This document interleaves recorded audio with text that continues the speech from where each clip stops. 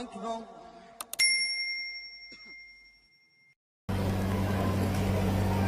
Saya cuma ingin mengajak kita semua berpikir bahwa masalah umur nyawa adalah kuasa Allah Subhanahu wa taala. Yang disangka meninggal, yang disangka sakit, yang diponis meninggal, tidak meninggal. Yang sehat walafiat, yang disangka masih panjang umur, meninggal.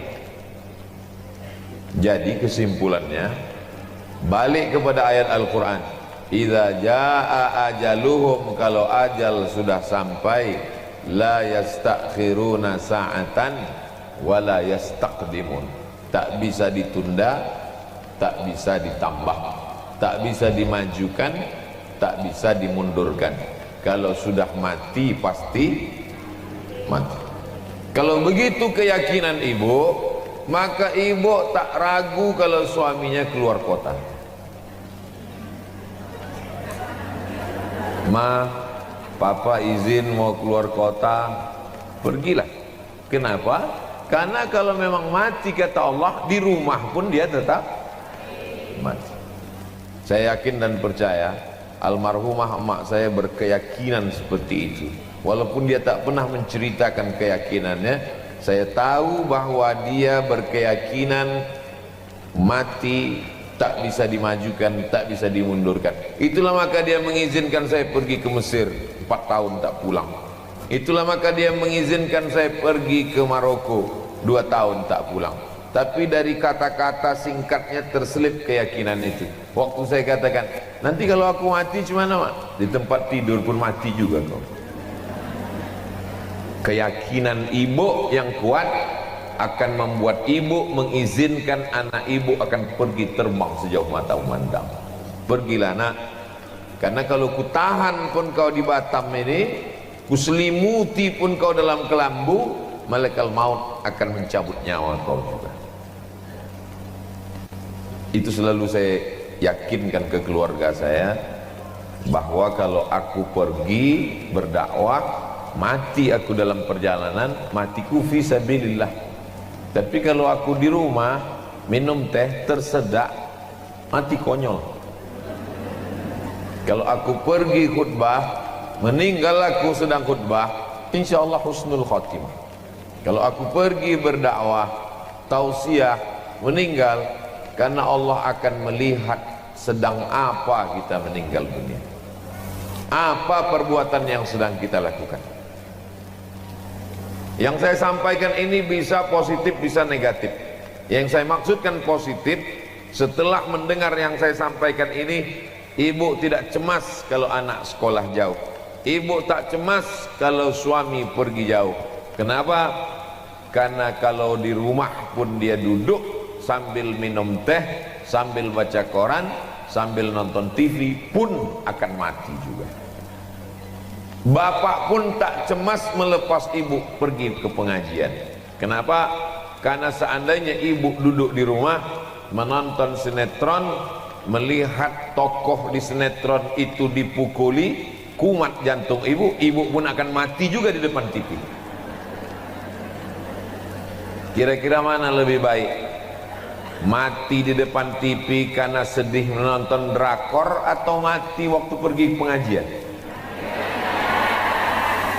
Itulah yang dimaksud dengan tauhid kematian.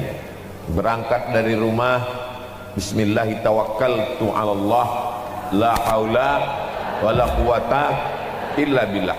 Sebelum berangkat berwudu, salat duha dalam keadaan suci, malaikat mengiringinya di tempat pengajian bersama ustadz yang dibaca ayat Quran, yang disampaikan hadis Nabi. Majtama'a qaumun, sekelompok orang berkumpul, yatsluna kitab Allah, yang dibaca ayat Allah, wa yatadarasunahu fima bainahum, mengkaji isinya. Nazalat alaihimus sakinah, turun ketenangan ke dalam hati. Wasyat bihimur rahmah, mereka diliputi rahmat kasih sayang Allah.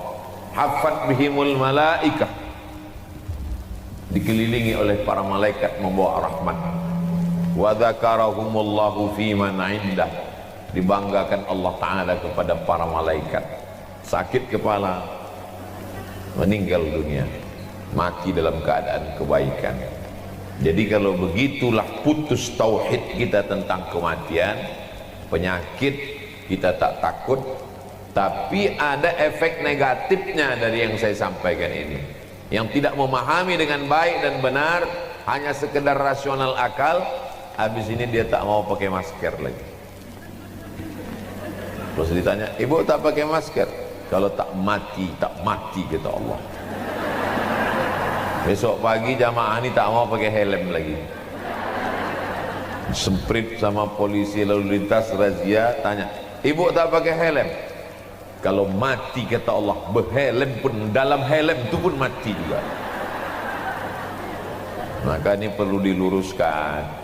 Pakai masker, pakai helm, itu semua adalah ikhtiar, usaha.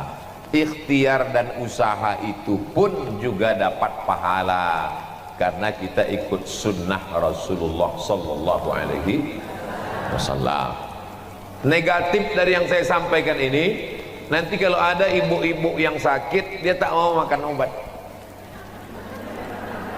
Pas disuruh minum madu, ibu minum madu ya, kalau tak mati kata Allah tak mati. Ibu minum habba sauda ya, kalau tak mati kata Allah. Jadi minum madu, minum habba sauda ke rumah sakit itu juga sunnah, itu juga ibadah. Karena kata Nabi, likulli da'in dawa. Setiap penyakit ada obatnya.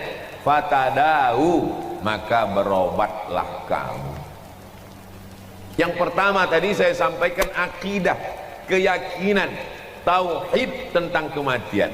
Yang kedua ini adalah ibadah, usaha, ikhtiar, berobat, pergi ke dokter. Tapi jangan rukun iman ditambah jadi 7. Antu'mina billah wa malaikatihi wa kutubihi wa rusulihi wal yaumil akhir wa biqadri khairihi wa syarrihi wa bi dokter spesialis. Kira-kira yang saya sampaikan ini jelas? Kuatkan keyakinan bahwa hidup kita sudah diatur Allah Subhanahu wa taala.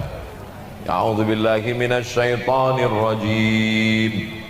Nun wal qalami wa ma yasturun. Wal qalami, demi qalam. Qalam itu pena.